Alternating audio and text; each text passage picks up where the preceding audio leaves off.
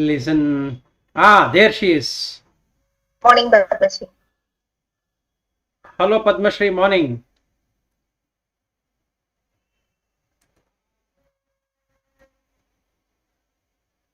Are you there, Padmashri?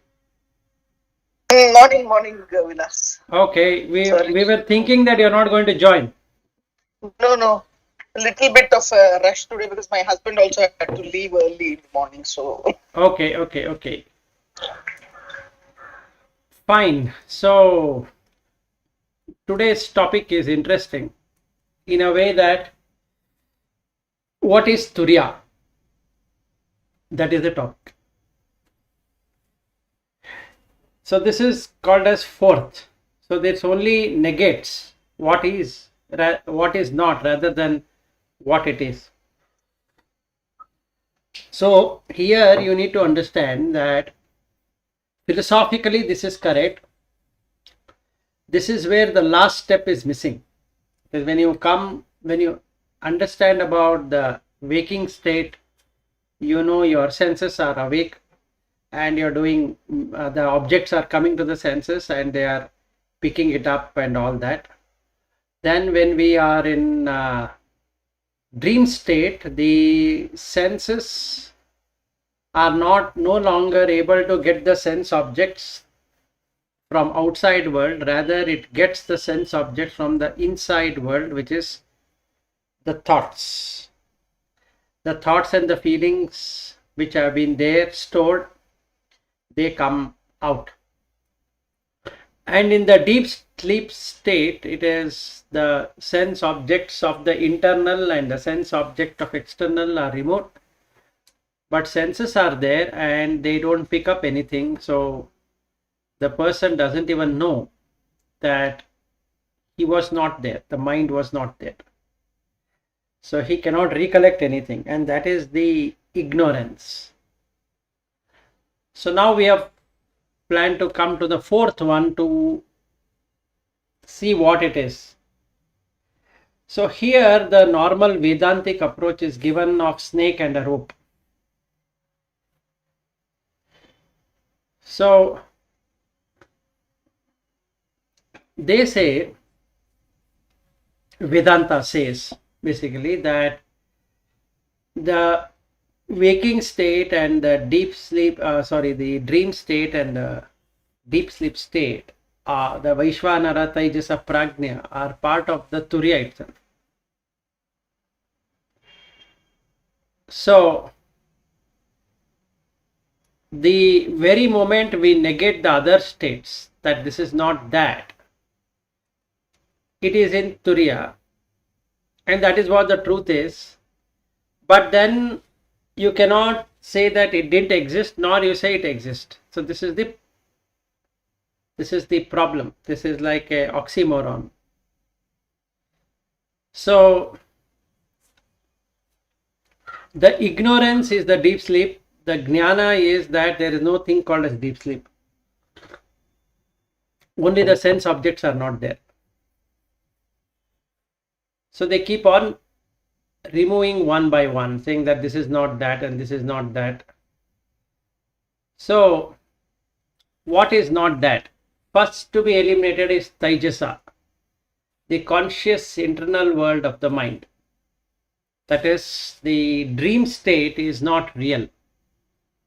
It is just a state. Okay, so we need to say this is not the one. Then Vishwa, that is Vaishvanara, the conscious external world and objects and sense pleasure are not real because they are fleeting, they move. So this rules out the any kind of experiential reality of the waking state and the dreaming state. So Vedanta goes to another extreme that they don't agree with the waking state at all. The hardcore Vedantins, they don't believe in something called as waking. They even call the waking state as a dream state. And when we do that, that denies the state of deep sleep where nothing can be distinguished, or anything of the five senses can be really experienced, but it is not non-dual. There's still duality, but we don't see that. So that's not that.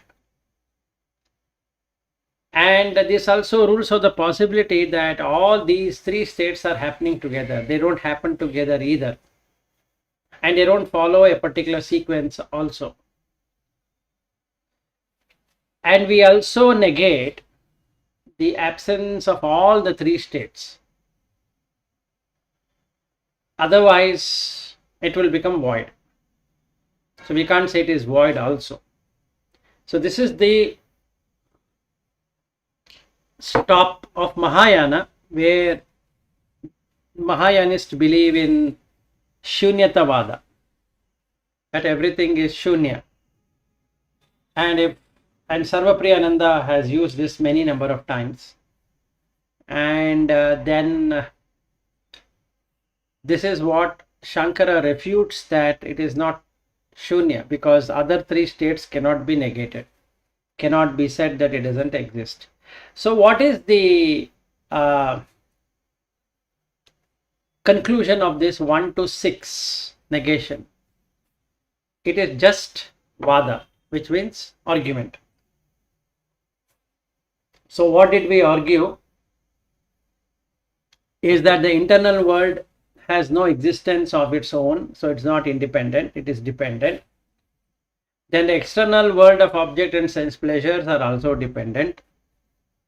And because of that, the waking and the dreaming state doesn't happen simultaneously. And that denies the deep sleep state, wherein nothing is distinguished, so nothing is distinguishable. So there is seemingly absence of duality, but duality still exists, and it's not really non-dual. Only when you are awoken or awaken into that reality, then it becomes non-dual. So that would then remove the possibility of all the three states happening together. They don't happen together, nor they happen at all. So there is no absence of it. There is these three states, so there is real. So there is nothing called as void. Any questions on this argument? It is intellectual argument only. But what practically, how do you do that? That is the way I'm telling you, that is not there. The last step is missing. See, we have come here now. How to experience Turiya. And Yeah. It's not there. I'm reading out from the same Mandukya itself. So this is the conclusion of negation, number 1, and we'll now go to number 2, and then we'll go to number 3 and see what needs to be done. So now shall we continue to the number 2 from another 6 of them? Okay. And then let us deal with it, how to really experience.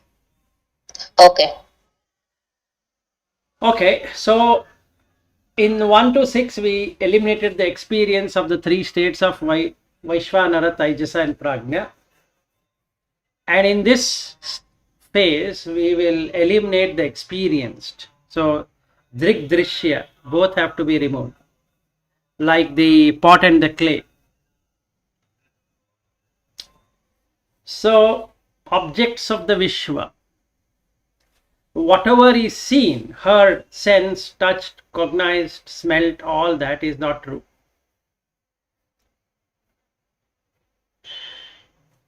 The dealing, that is the transaction, the interaction, what is happening, is also untrue. So it is related to Vishwa. And all the activities of the sense organs, that is, I will touch the object, I and the object get touched, the sparsha which happens, that is untrue, because it also relates to Vishwa. Then all thought objects which are there in the mind, which is creating the fabrication, and that is not true. And the intellect is clouded by these thoughts. So hence that is not true. And the thought mass which is there in the mind, which is randomly picking up thoughts, there is no sequentiality. There is nothing saying that after this thought will come, and neither you can do anything about your thoughts. It just comes. And relating to that thoughts comes the desire, emotions and feeling, and hence they are not true.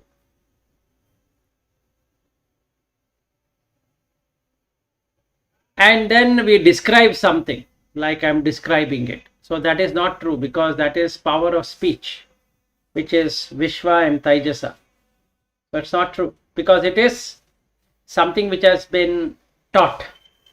Whether we speak in English or Malayalam or Kannada or Tamil or Hindi or whatever language, it's a taught one. It is something which has been created. Anything that is created will get destroyed, and hence it is not true. And we will come with self-awareness during deep sleep. So whereas in this self-awareness, what is happening is that the self is aware, but there is no real awareness. So this awareness meditation which one does all the time is Turiya, because it's unbroken self-awareness. So this is what is self-awareness is that you are watching over everything as a witness, which we had discussed some time ago, Lata. So that is what he says is true. That is, the third phase is that the sage is free from all world phenomena because the Vishwa is gone. That person is tranquil, peaceful, and hence the mental attributes are also gone, and hence Taijasa. He is auspicious, divine and beneficent, because that he has understood the Taijasa, and he is in non-dual state, and that is what he is in Prajna. And when he is in Prajna, he is in Turiya. So from ignorance to knowledge. This is what it is. So now I know myself.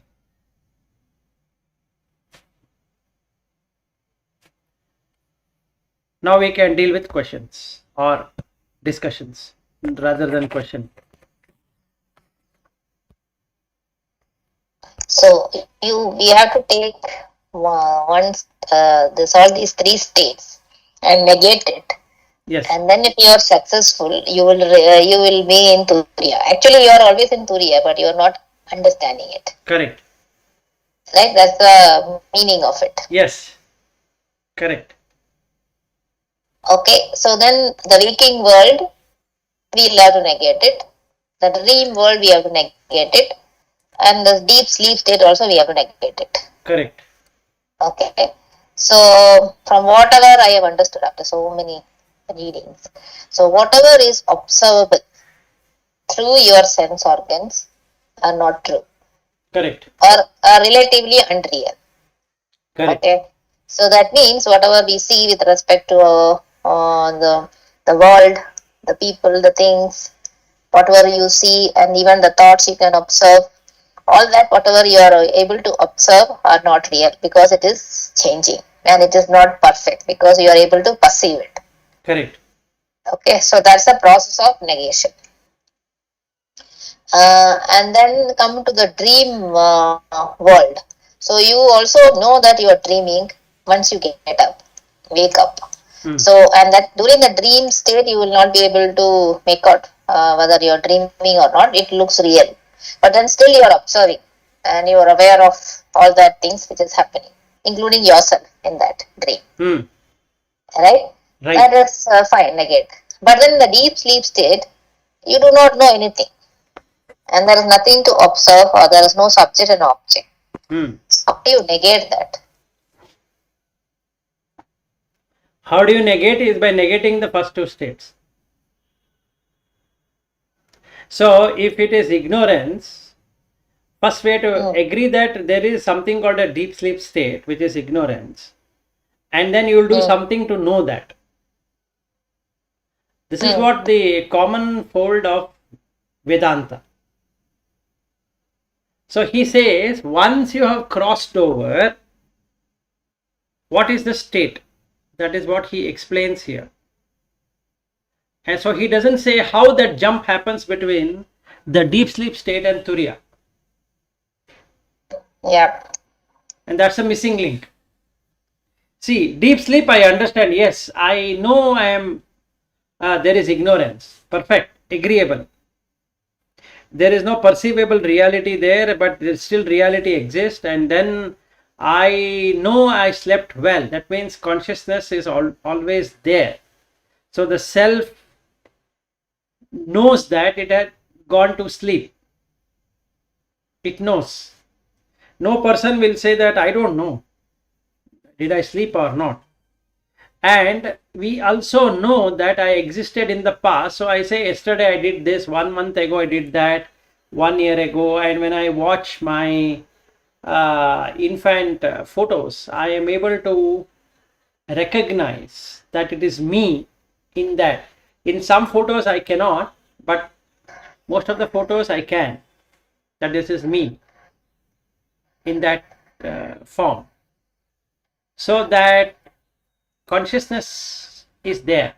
The Atman or Atma, which identifies, is there. So you know it is there. So the deep sleep is experienced.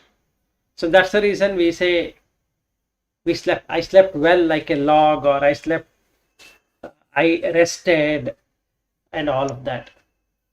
But the negation of that is that whatever describable is not true. That is also correct. But how do you jump from this from this describable to something non-describable? That even deep sleep state is not describable, no? Yes, you cannot describe deep sleep, but that Turiya itself cannot be described, no? That is true. At least you are able to say I slept well, so you cannot disregard that you did not sleep. So what he says here is that neither you can say that these three states are not there, nor you can say that these three states are there. That is what Turiya is all about. That's what he is saying. In the first 6 of them, the conscious internal world of the mind is removed. Then the conscious external world of object and sense pleasures are removed. And that rules out the possibility of waking and dreaming happening together. And that denies the state of deep sleep, whereas nothing can be distinguished. That is, there is absence of duality, but it is not in a real non-dual state, because you will come to know that you are in non-dual. That rules out the possibility of all the three states happening together, that is waking, dream and deep sleep, dream and deep sleep. And we negate the complete absence of all the three states, because it would end up in voidness, like the Shunyatavada. So he says that is not. So now it becomes like a argument. How do you demonstrate?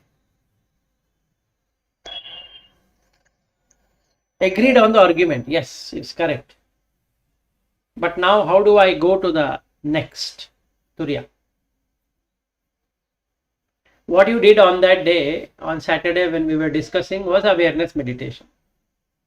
And he says self-awareness meditation is what will lead you to Turiya. Yeah, so that will lead you to any state, okay? When you're in waking or dream or sleep. Yes. So, irrespective. Correct. You are aware. Correct.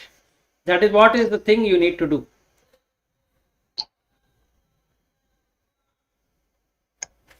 So that means this Turiya state is always there. And this all these other states are superimposed on it. Yes, that is right. And that's the reason you say that it is neither there nor there, these three states. Yes, you cannot reject that these three states are there, nor you can say it is not there. Yeah, correct. And that's the reason it is called as neither perception nor non-perception. That is the state of mind. Yeah, that is means there's only consciousness and there's nothing to perceive because everything is consciousness. If you really reach that state, Yes. and that's the reason you can say it is not perceivable, non-perceiving, and whatever. Yes. If we have to really describe it, we can say that okay, it's some state which is always there, but the others, as you said, superimposed. The other states are superimposed. As you are removing those states, whatever state you are in is the Turiya state. Right. Meaning remove all the other states, go perceiving or thinking, all the states if you remove, then you are in Turiya state. Yep.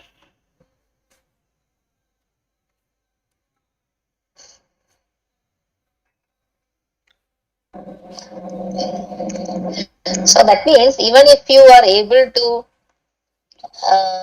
remove, we are right now in the waking state. We are not in the dream state nor in the deep sleep state. So now at this point of time, if we are able to negate the waking state, you will immediately reach the Turiya. Yes. Isn't it? Yes. You don't have to go and dream, and that is not there right now. So right now it is waking. So right now, if you are able to do that, then you will reach the Turiya state. Yes. So that is the reason he says you cannot negate it, nor you can say it exists like that. Yeah. So correct. there is one thing called as simultaneous, right? Yes. So it doesn't happen simultaneously. Neither it will happen together.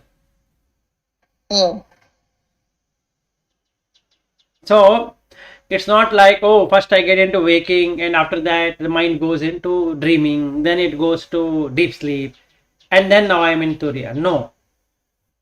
You might get up in Turiya itself. Or you are always in Turiya, basically, while transacting in the world.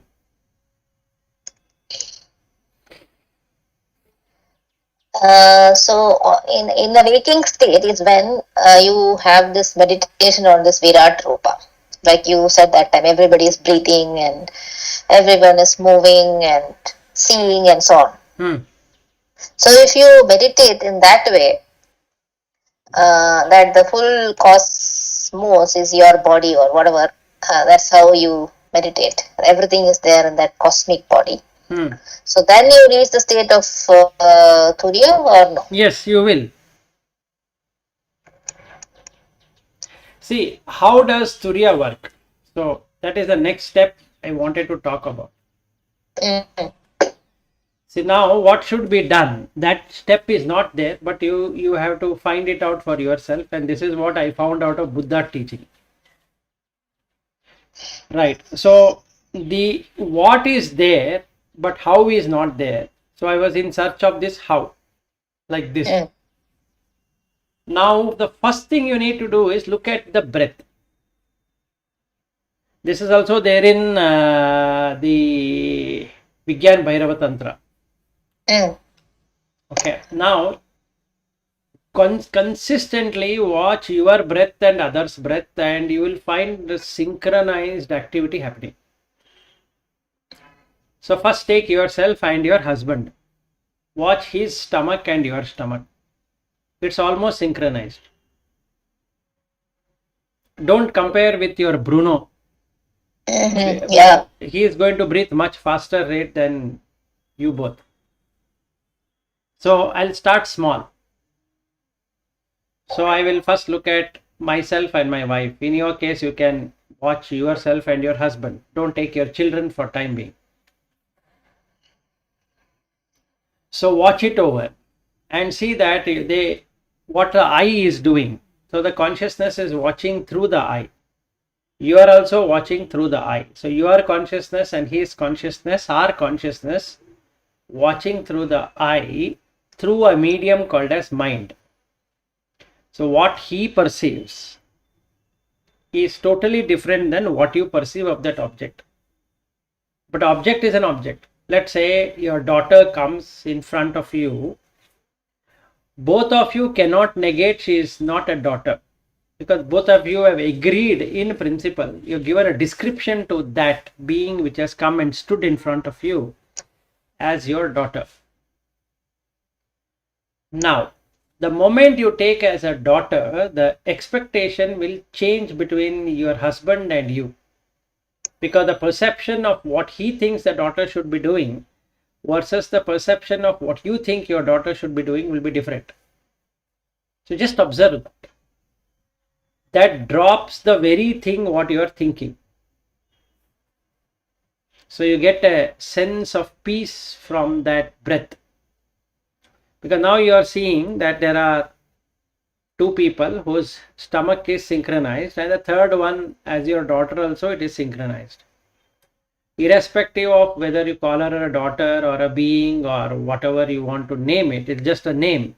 Forgetting the name, just watch the breath. Don't consider anything other than breath in all the three. Now what happens? Your five senses will disappear,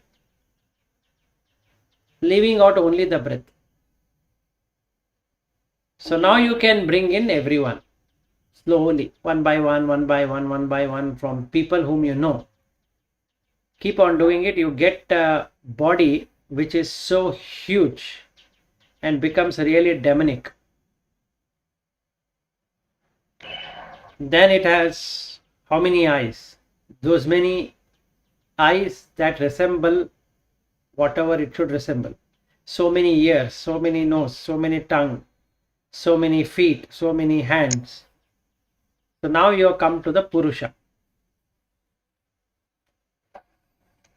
which is all seeing, and it is eating everything. So all hearing, all eating, all sensing, and it is eating everything. Whether cooked or uncooked, it doesn't matter. Whether it is non-vegetarian or vegetarian, it doesn't matter. It's eating everything. How do I come to know? Just wash the stomach again. In the stomach, it doesn't matter whether I'm putting rice and ghee and lentils and all that, or I'm putting chicken and mutton and all kind of poultry, or maybe fish and even other animals. It doesn't really matter. Or if I'm eating fruits, it burns everything. So now I get that state of tejas, where everything is burning, and the body is also burning anyway. So there is temperature in the body. So whether I touch my body or I touch my wife's body or daughter's body or husband body or whosoever body, doesn't matter. So this much, if you are able to do it consistently, it breaks that voidness and brings you to the Turiya state, because now you are able to see the consciousness has split itself into various different entities, but the consciousness itself is one. It is not split up. So even though it is seemingly split up because of mind, but it's only one. So to breath only you can find, because breath is what the state of mind is. So that's the starting point. This is one of the easiest way to find. Between the Prithvi, Apo, Vayu, Tejo, you can really then start looking at hardness, softness, heat, cold, then the movement, Vayu, then the Agni, so obviously there is the heat and cold anyway. Then there is Apo. What is disintegratable seems to be integrated because of Apo. So we know when we go for a jog, the water comes out.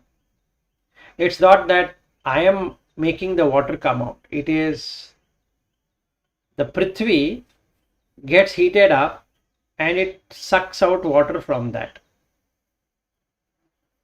It's not that I wanted to sweat. So I have named it as a sweat. But then if 10,000 people were to sit together, or 1 lakh or 1 crore or 10 crores or 100 crore people were to sit together, or 1,000 crores, or as many beings if you put together, what you get is tremendous heat. If they all were to sit close together, you will only get heat, nothing else. And because of heat, the only action that can bring out is the Prithvi will start to melt. So it gets into Apo. So the what was looking as bound is being removed from the boundary. So the space is reducing. So if everybody were to be put in one room, the sweat is going to increase. And then comes the smell,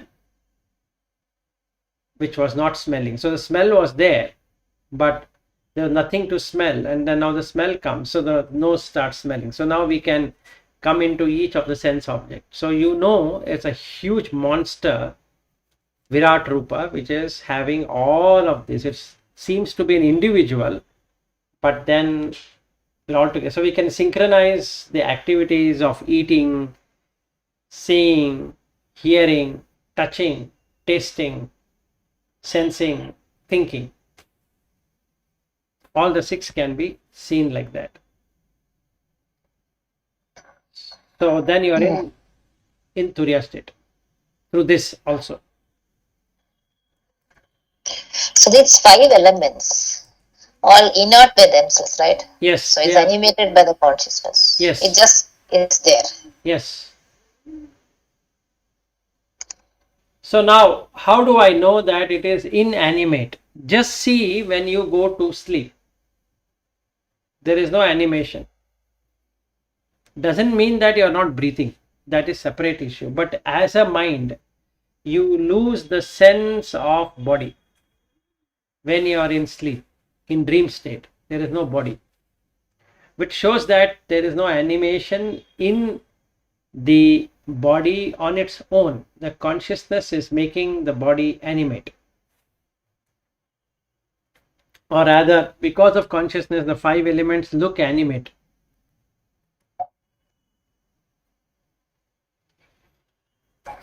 So these are some of the ways to really make the mind see the reality. Otherwise, another way to do is Vedanta way, that is you negate. And somehow you will get it. And that somehow, that answer is not there. How that somehow happens? So in Vedanta, it is like you're trying to become a subject and then negating whatever is observable. Correct. Right? So that is a Vedantic meditation. Correct. It's like awareness only. Awareness is that you are bringing in consciousness. Yeah. Through negation, you might or you might not get it at all. There's no guarantee. There is absolutely no guarantee that you will be able to get it. But Vilas, when you negate it, what remains? It is consciousness, right? That is what it is all about. I am not saying that is not the right approach. Like what we looked into. No, when you're saying it is no guarantee that the consciousness will be there. No. There is no guarantee that you will be able to perceive the consciousness just because I am negating it. But consciousness is one which is not needing to be perceived, right?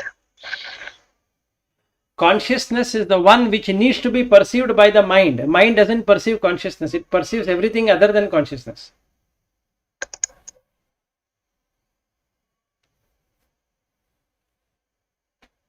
If Can the mind perceive consciousness?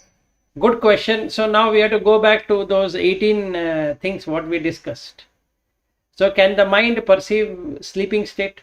Or sorry, can the mind perceive waking state? Mind can perceive waking state, yes. If mind can perceive waking state, can the mind perceive Turiya state?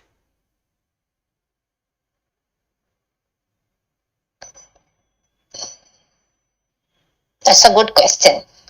Yes. I thought the mind should not be there. So now if you say the mind doesn't perceive Turiya state, then who is perceiving it then?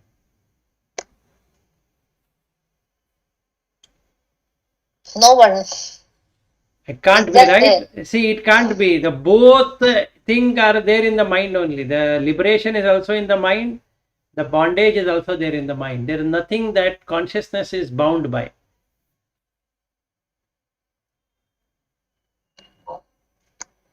Otherwise, you are binding the consciousness, saying that, okay, consciousness is bound.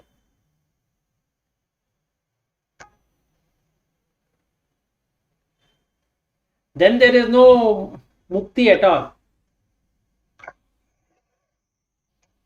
What it means is, it becomes an individualized consciousness where it is always bound. So if I am a dog, I am going to be dog forever.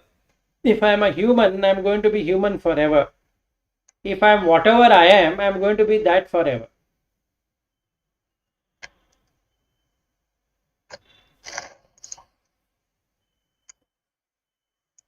This I am is that self. Mm. So it will be that only forever. So it's always dual.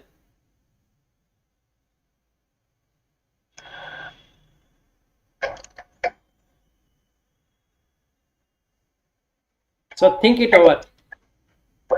Vilas, on Friday when you were telling about things, I realized one thing: this Dvaita, Advaita, and all. When you were saying Dvaita and Advaita are states. Advaita Correct. is that state wherein there is no duality, right? Correct. So there is no mind consciousness at all. There is only consciousness. So everything else is submerged. There is nothing. Meaning they may be there, but they don't have any energy at that point in time. It is only the consciousness which is there. So that is the Advaita state.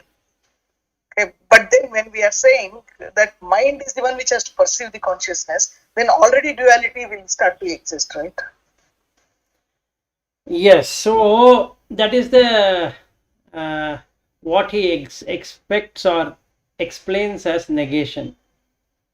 Neti, neti, neti, neti. And what is iti is that all phenomena has to go and you should feel tranquil, peaceful and auspicious and all of that. Then only you can see the non-dual. So now who perceives what? Now the mind, when we say mind, now we have to come to the what is mind. Again, we have to go back to that. It's good to go back and see what it does. Mind, whatever we call as mind, is chitta. That is our mental impressions which are coming from the vasana.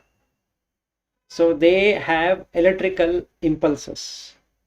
Just like consciousness is electrical, similarly chitta are also electrical. So it can create a scene in front because of the chitta. And this mind has power to feel and perceive. So when I say wife, it feels the wife and it perceives the wife. Okay. This is what is called as waking state. Any object which comes in front of me other than the wife, I will perceive accordingly. So let us say if Lata and Padmashri are there in front of me, I will not make them as wife for sure, because I have already perceived an object as a wife. Okay, this is what is the waking state is all about. Now come to dream state, wherein the same mind which has feeling and perception starts to project those things which it has not yet reached. So in that state, I don't have to perceive somebody as a wife, I will start perceiving something else. In the dream, all the unfulfilled desires are manifested in the dream without the body. So all the vasanas which are there in the subconscious mind, again subconscious here is the chitta, gets to express itself. And the deep hidden vasanas which are there in the unconscious mind, which is can be called as deep sleep or slumber or whatever, gets a chance to express whenever possible. So we might get up fully frightened or whatever it is, because they are coming from the unconscious mind, which are storehouse of the chitta. So this is where the vasanas really express out. Now let us not go to that vasana kshetra right now. Let us only deal with these two situations. So in the waking state, I don't perceive somebody as a wife and somebody as feel for a wife, because I already have an object. In the dream state, I am able to change that equation. I am, in the sense, the mind. And since it loses the body consciousness, it can now create whatever it wants without any need for anybody to do anything out of it. That is, I can dream whatever I want. Then comes the deep sleep state, when I am totally devoid of objects of the senses. Now the fourth state. If I am the experiencer in the third state, I cannot deny that I am not an experiencer in the fourth state. That is what it says. Because it is complete self. This mind is also made out of that self which has ego, whereas the self has no ego. That's the only difference. So what really happens here in this perception and feeling, the feeling and perception goes away that I am the person who is seeing it, and I am the person who is hearing it, or I am the person who is tasting it and smelling it and all that, and perceiving that object, whatever that object is. Instead, everything is looked from consciousness. That awareness will be there.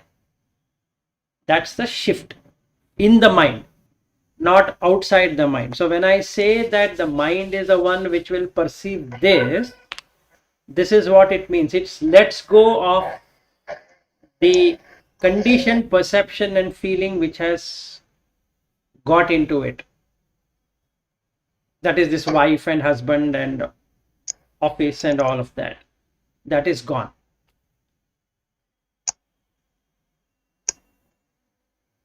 But it then perceives the consciousness, and that consciousness, what is being perceived by the mind, is chidabhasa, because it is reflected consciousness. It itself is not consciousness, meaning the mind is not consciousness. And it doesn't matter whether this mind exists or doesn't exist, the consciousness exists. It is not dependent on the mind, but mind is dependent on the consciousness, and hence it surrenders.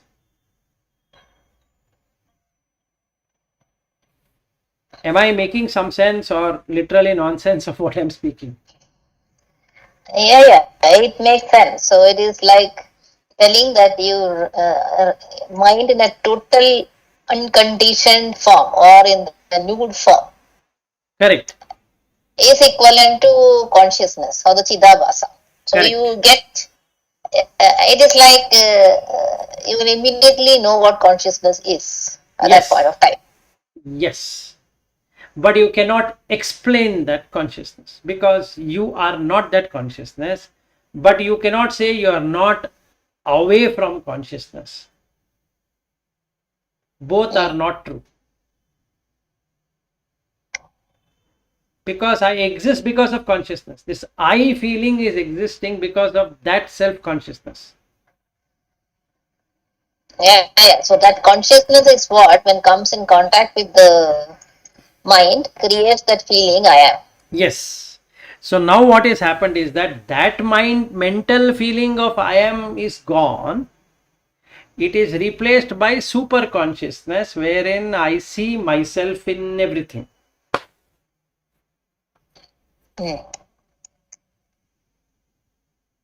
Because now the duality is gone, meaning I am different and that person is different is no longer existing.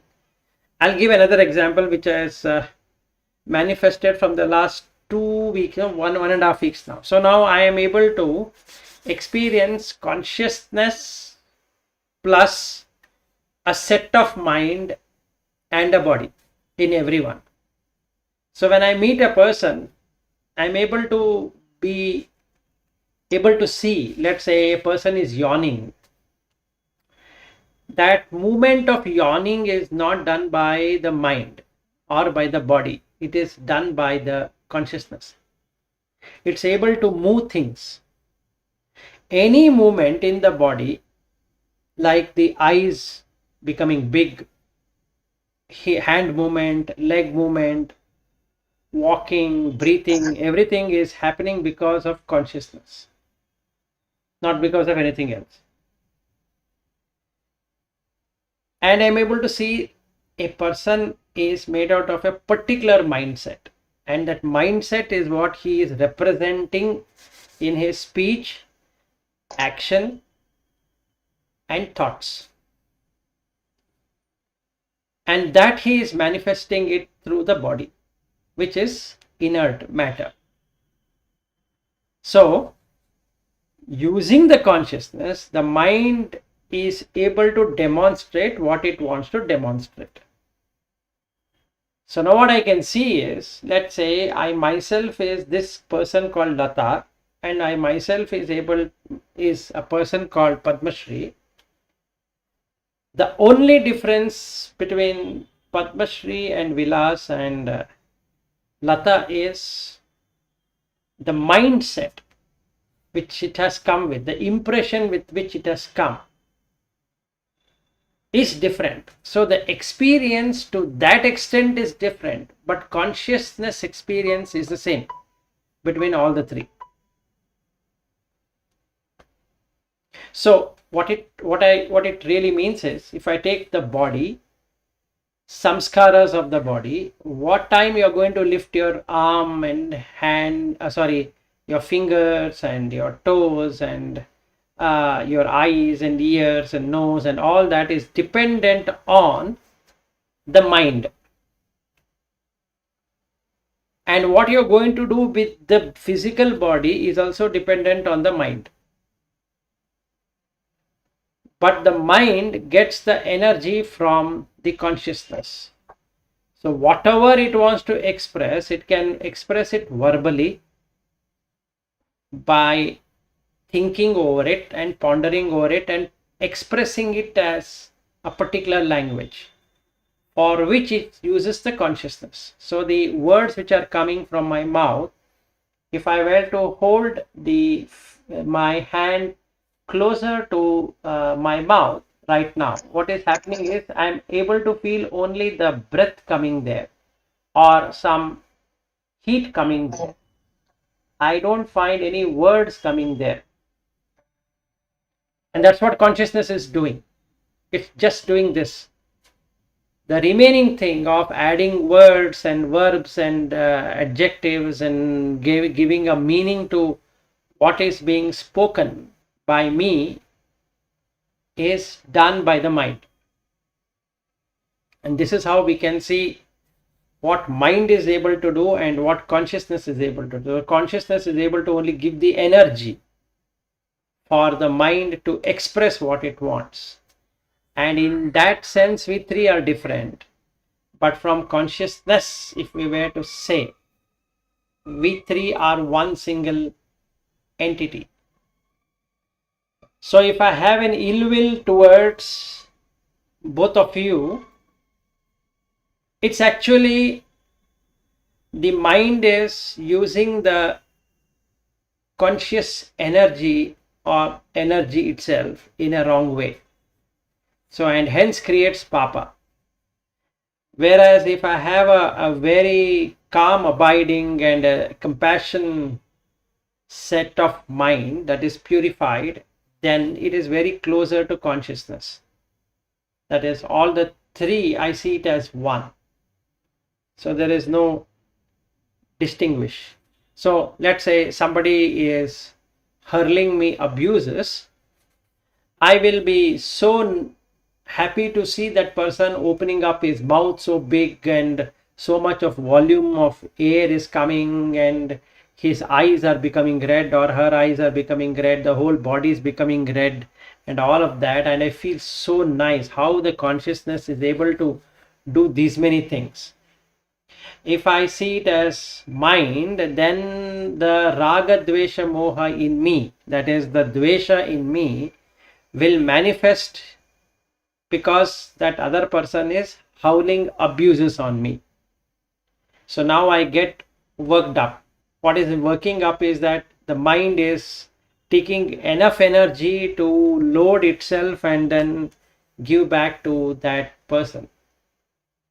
But that person is also using the same consciousness. I am also using the same consciousness.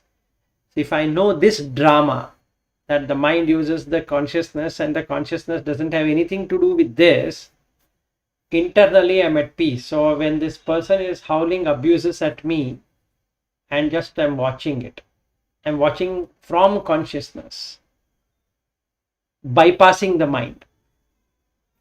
Who is bypassing the mind? The self is bypassing through the intellect, because mind has intellect, the subtle intellect, wherein the nama and rupa are not there. So when the nama and rupa are not there, so when I don't make him as an enemy nor a friend, but observe it as just consciousness, then I experience that bliss. Even though he is howling abuses at me, nothing happens to me. I'm just enjoying that scene, and after he finishes abusing me, if I were to talk to him harshly, I am talking harshly to him without really mentioning him in my mind. So if somebody is harsh to you, you are also harsh, because that person will not understand sweetness. So initially I'll start to talk very sweetly and that guy abuses, okay, no problem. So the consciousness is one, whereas the mind is different, a different or a spoiled mindset. The only way I can deal with the spoiled mindset is to give him back what he's hurling at me. That is the gift. What is he gifting me? I have to give it back to him, saying that I don't require this gift from you. Okay. So in that case, what happens? I still remain compassion, I still remain calm, I still remain equanimous. So then I am in that sthita prajna state of mind. Of mind. See, everywhere it says Atmaneva Atma Santushtaha. That means you are happy in your mind, not anywhere else. You can't be happy of consciousness with consciousness, because consciousness is always happy. There's nothing, it's always Ananda, Satchid Ananda, so it is always in Ananda. So it doesn't require anybody to acknowledge that this is Ananda. Only the mind has to acknowledge the Ananda. So the connection, if it is outside, then it is sensual. If the connection is inside, then it is to the consciousness. So mind alone experiences both the world and no world. It is nobody else who is experiencing, because the world doesn't exist in consciousness, and hence non-dual. What do you think? Make sense or too much? No, it makes sense. So the subtle intellect is the one which acts like an inner voice, isn't Yes, it? yes, because it is closer to consciousness. And the subtle intellect doesn't have those names and forms and things like that. Nothing, because it doesn't recognize any one of them. This is called as conditioned mind. See, what we generally deal with the outside world is a conditioned mind. And because we create an habitual pattern, that is, each individual perceives the mind to be conditioned completely, whereas it is not. There is a mind which is pure and unconditioned. That reflects reality. So you have to remove the conditioning to get into the subtle intellect. This is gross intellect and that is subtle intellect.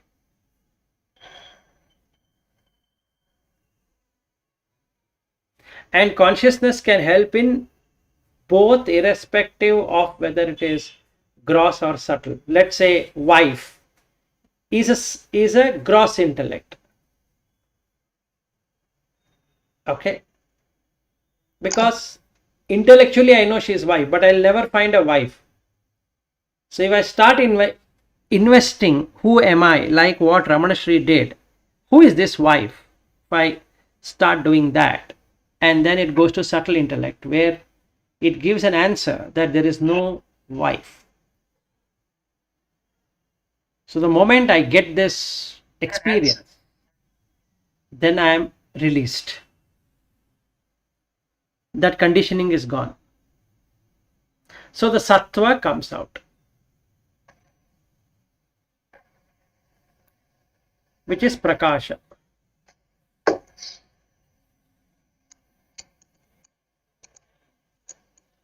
9:33. Are you okay to continue or shall we do it tomorrow? I think we can do it tomorrow, Vilas. It's a good discussion today. Okay, we can continue from where we have left. So we will go back to mind what it does and then come here. Otherwise, Yeah. the next few shlokas are going to become highly complicated. Okay.